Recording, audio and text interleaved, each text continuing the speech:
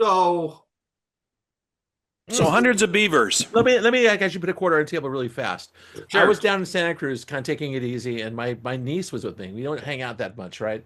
So we're hanging out in the living room in the house that somebody loaned me, kind of to hang out with, and we watched this film together. And she's like 40 years younger than me, and we both laughed our asses off. It was exactly what I needed. It was just the type of humor is kind of gamer humor almost. It's just it's so there's a it was lot of video so game much shit in this fun. movie.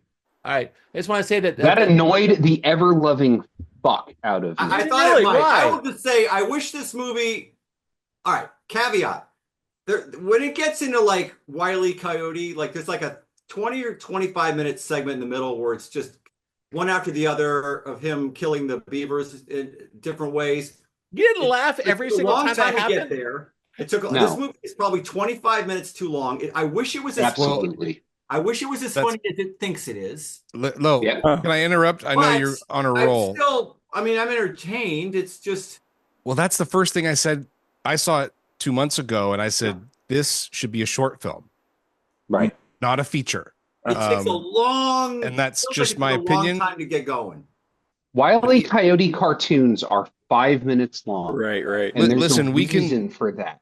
The elephant in Right. the room, I think, here is we can appreciate how this was made. I mean, it's fucking incredible. Yes. Yeah. It's Oh, incredible. it's they very did. well made. Very It's well just made. very well But made it's- in but it's not a search of feature, and it's not nothing. funny in the way that, like, maybe even more so than the last movie.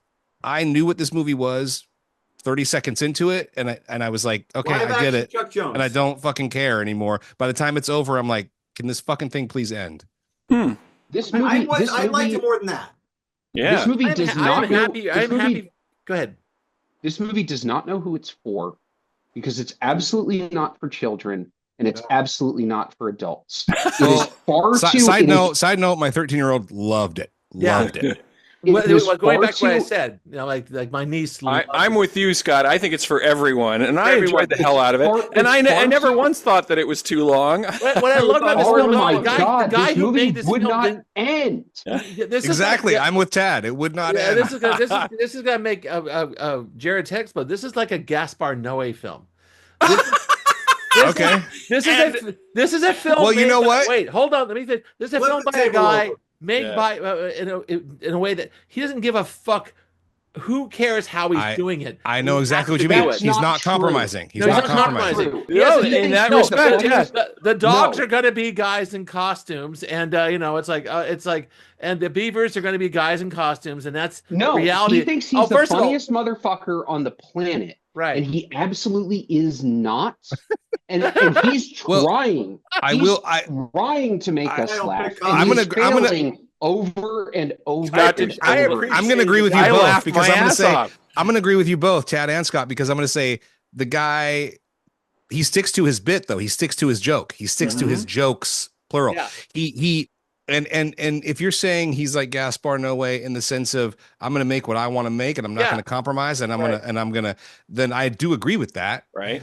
But I also agree with Tad. I don't think it's funny. So I But just he's not do. I don't think he's doing it in a way that's like the way that Noah's doing it, which is I don't fucking care. I'm just gonna.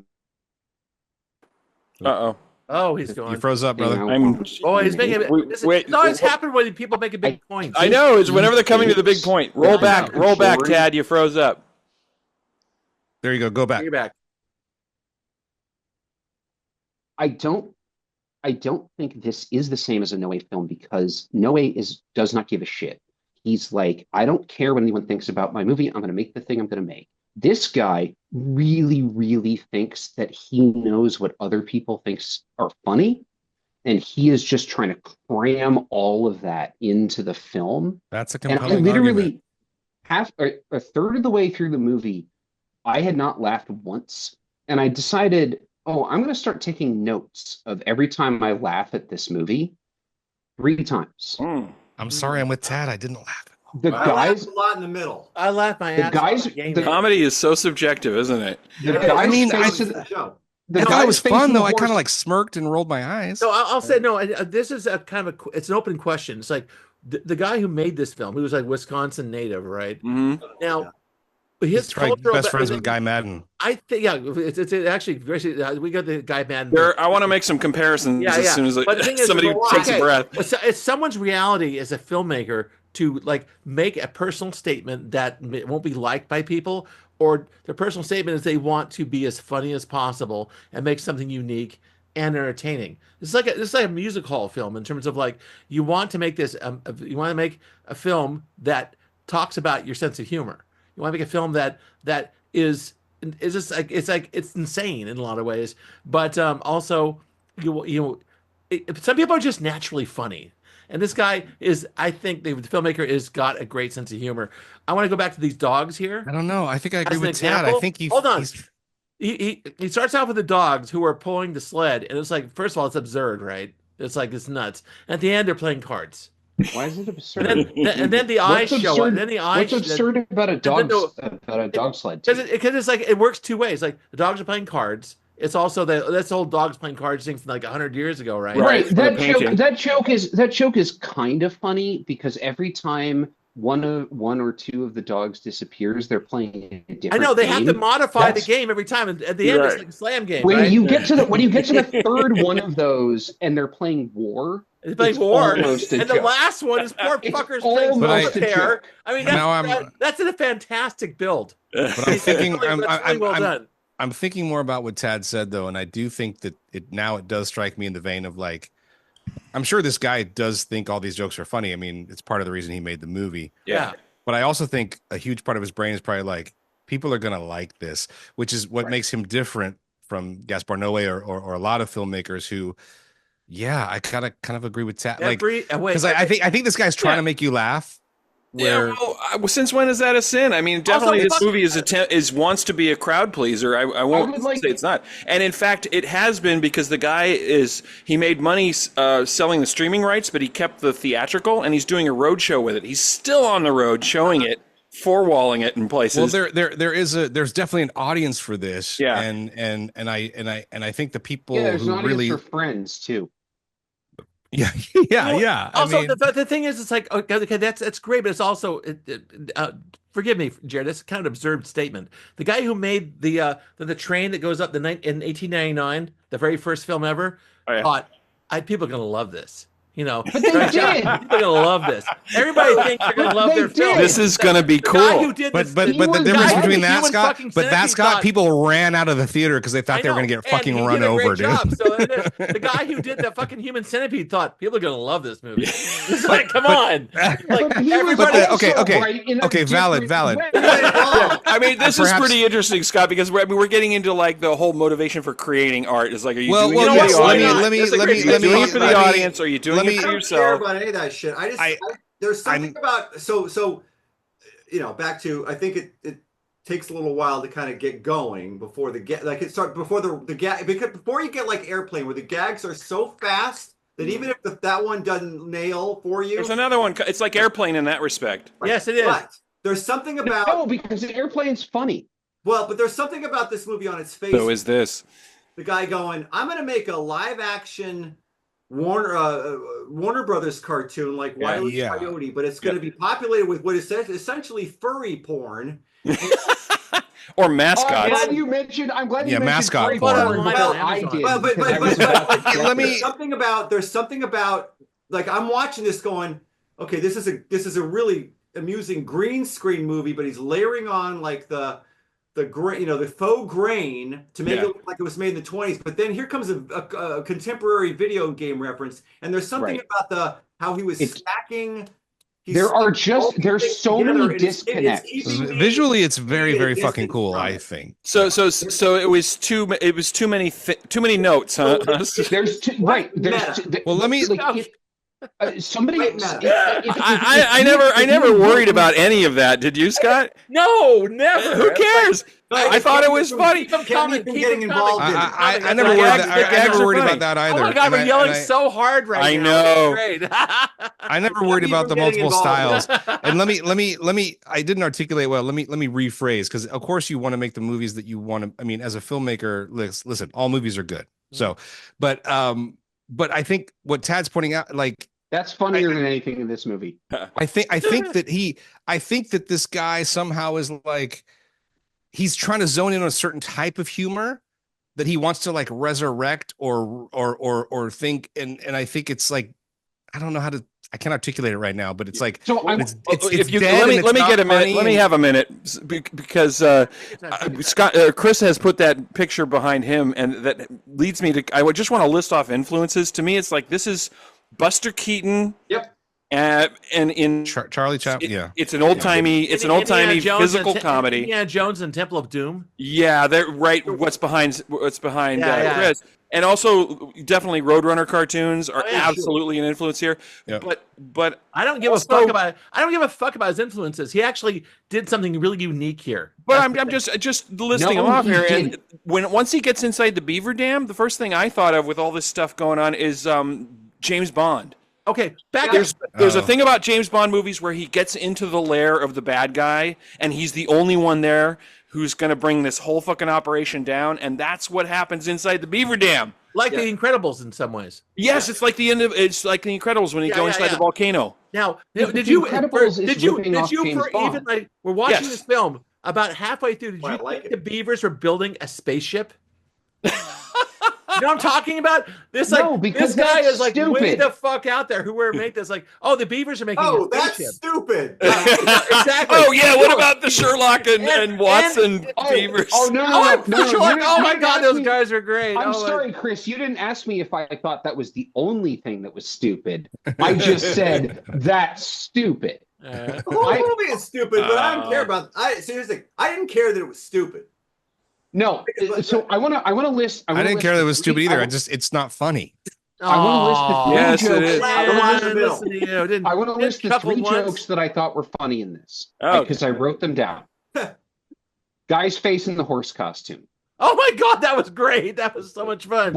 When he shows up at the native trapper's place and he sees the tracks he doesn't understand, he points him to the horse and they walk over to the horse. Yeah. And he goes to pet him and there's just the dude's face sticking out of the costume. Yeah. That's a good joke. I will give you that. That is a good joke. Me, my niece The says sec- there's no way he's going to ride that horse. It's absolutely impossible. There's not going to happen.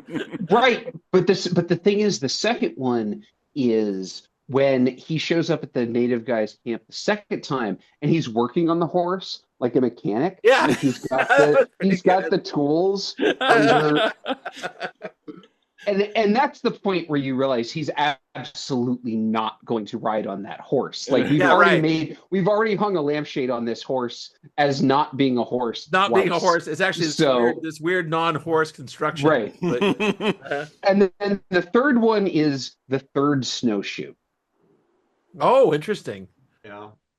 Do you remember the third snowshoe? it's been actually a little while since I've seen it, so I don't. He gets launched by the rabbit Oh yeah, trap, that was funny. Oh yeah, and he lands, and the two snowshoes land next to him, Yeah. and then all of a sudden a third snowshoe cracks him in the back of the head, and I'm like, all right, you got me on that one. Yeah. That is a really, really good Looney Tunes-esque joke. Right. But I want to circle back around to Looney Tunes, which is there's two things about Looney Tunes that this guy does not understand. The first one is you cannot be Wile E. Coyote and the Bugs Roadrunner. Bunny And Bugs Bunny. at the same time. And that's what he's doing. Like you have to have sympathy for the character, and that sympathy has to carry you through. It would be much funnier if the Beavers were constantly setting up traps for him and he was just like wandering through them, or it would be funnier if he never got what he wanted, because that's the dichotomy. The dichotomy is you have I started to feel bad for the Beavers. Well, let's do it. because he was winning at some point. Which is the problem. Yeah. Like the problem is like you have to Slaughtering have hundreds of beavers. Yes. right. You have to have one or the other. And this movie does not do a good job of balancing that, because in the beginning of the film, you feel really sorry for him and what he's going through. Because he lost his orchard. Right. He lost his orchard. He keeps getting fucked up by stuff. Our protagonist, Gene Kayak, goes through three phases in this film. I'm going to Michael Arndt this thing. The first Go, phase. Scott. But I just want to say, hold on. sorry, I just want Finish off. Finish. Go ahead. Finish off. Go Go ahead. ahead. You cannot do Looney Tunes with people. I think he just proved the opposite, but that's just me. Anyway, it goes No. through three phases in this film. The first one, he is a successful Applejack entrepreneur who gets his whole thing burned down, right? Right. Is wiped out By the right? Beavers. And the second phase of Gene Kayak's life is trying to basically survive. You know, trying to get something to eat because he's like starving out in the woods. He has no help. And the third thing is this is all about goals. The first goal was like being a successful Applejack guy, and that ended. Second one is just being surviving, and he ain't surviving. His badge is his crazy goddamn hat, right? That's the badge that he survived, right? The third thing is the I forgot what she's called, the love interest. The love interest. Oh yeah. The fairy, yeah. And that was his motivation for the last third of the film. Yes. Right, but the problem is at that point, the motivation becomes what's behind you, which is the video game quest board. Which is hilarious. Come on. No, it's not. The rules are so simple at this point. It's like, It's a it's barter not system. 5 beavers get an axe. You know, It's not funny. It's not funny when they keep popping the score up on screen. Like, I don't want that in a movie. Like, I don't want a movie to be like, what's a movie? You know, is this a movie? I'm not sure. I just felt like this. I felt like this whole thing is like brilliantly made, but it's a shit ton of effort for a mediocre joke. right. Well, That's what I thought. let me back up. So I make this point a while ago. Someone mentioned Airplane. Yeah. Abraham Zucker. That kind of like throw spaghetti in the wall over and over and over, and see people laugh. Where are they from? Television. No, Chicago. Oh, yeah. Where's this guy from? Wisconsin. Wisconsin. Knows? I don't. I believe in regional forms of entertainment. Sure. And there's something. Yeah, but Airplane's funny, and There's this something is upper Midwestern about this entire thing. Airplane's barely funny. Oh yeah, I could point out a ton of stuff like MST3K and like this great show called Let's Bowl. It's like there's this weird self-aware, nutty, very common comedy theme. Common touch. you haven't mentioned any. It's just I You don't haven't want to mentioned say any- it. I think but we're it's- seeing that I it right don't here in this like. film. You Well, haven't it's kind of like you have to have an appreciation for lowbrow humor for this kind of stuff. It's like there's some films that are so Californian that it's like no one else is going to get this shit, right? Or like Woody Allen comedies. They're so New York that like are all what's happening, right? I get those. I don't live in New York. This is kind of their comedy, you know. Mm-hmm. No, I think Canadian. good comedy. I think good comedy is actually universal. And Okay, all right. I don't think that's true, but yes, okay. I think the local angles not make it spicier in terms of like different kind. You expose different kinds of comedy. You ever see The Gods Must Be Crazy? Oh yeah. Yeah, Like I love The Gods Must Be maybe like Crazy. 1/3 of the jokes landed. Is that the one, Coke bottle movie? Yeah. It's uneven for sure. Yeah, I didn't care because it was like we were seeing someone's idea of comedy from South Africa. I saw that way too young. Yeah. All I remember is the Coke bottle. Yeah. Yeah. Or the- I There's couldn't understand there's that an movie. absolutely hysterical gag where all the gorillas with their machine guns bust into the palace doors, and there's these big double doors that swing open, and they're all standing there with their guns, and then the doors just swing shut again. That's right. And also, I you laughed learn so that fucking rhino- hard. Because good comedy is universal. Yeah, also, Yeah, you that's learn that right. rhinoceroses hate fire, and also the terrorists want the kidnapped kids walk in a circle, and they couldn't figure it out, so they walked in a square. I haven't seen that since it came out. I know, but this is kind of Oh, like the the opening regional. weekend, This you feels ate it. regional, and it's like also Yeah. this is the fucking work. They're behind Chris. Oh my god, they only had No, five. I beavers. don't. They had There's five beaver suits, right? I know, Five that was beaver it. suits. Visuals that are really well done. No, it's There's really well made. It's really well made. So much work in post. I'm with Tad. Comedy should be universal. It shouldn't be regional. Well, I don't think we're ever going to agree on the comedy, but I wanted to say a couple things because I did think of Guy Madden. You know, guys, I'm kind of a fan. Me too. You Yeah. And Scott, you convert me to Maddenism. well, that's a beautiful thing. and the weird thing about this is like they share certain things. To my chagrin. They have an appreciation for early cinema, silent films. Oh yeah. And also this kind of sort of rough and ready approach to getting what you need to see on the screen. And it doesn't matter if it's a little janky, Just get the fuck up there, right? just get it on the screen. I think that's an understatement with Forgot Madden, but yeah. snow. They like snow. And fucking snow.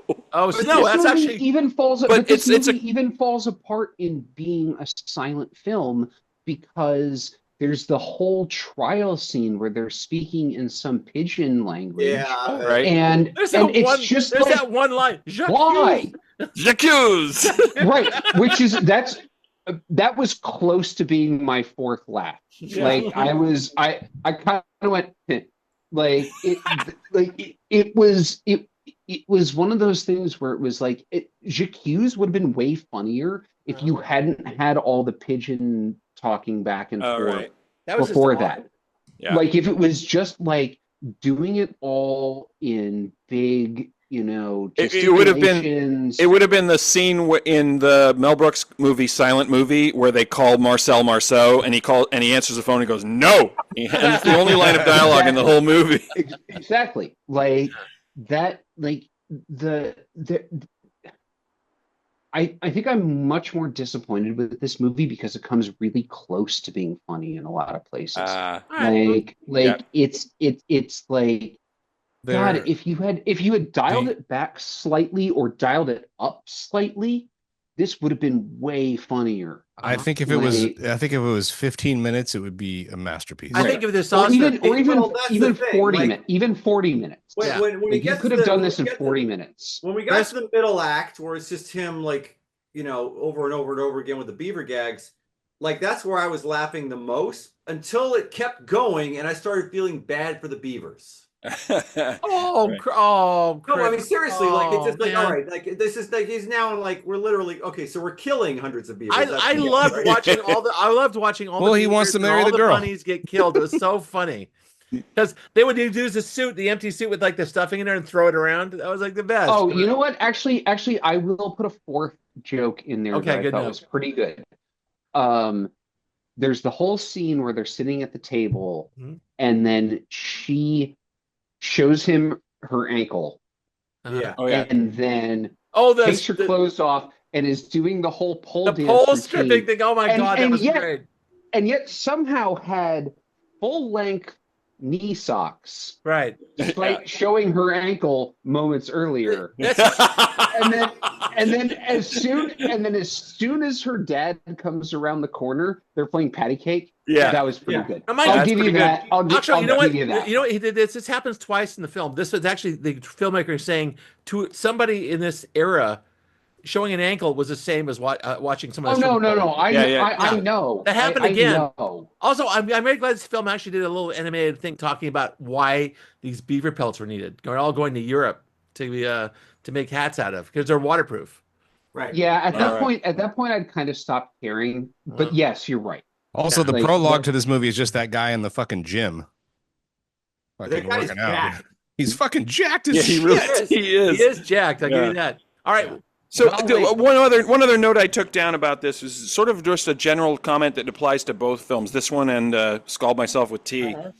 And I think a lot of what I appreciate and pick lately for yelling about movies, I'm reading off my notes here.